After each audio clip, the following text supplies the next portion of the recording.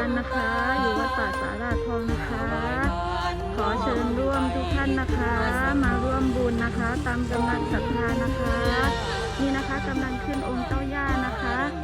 ขอให้ทุกท่านนะคะที่เห็นคลิปนี้ทุกคนนะคะ ทุกสายยานลูกหลานพญานาคคราชทุกพระองค์นะคะ ทุกสายยานบารมีนะคะ มาช่วยกันนะคะ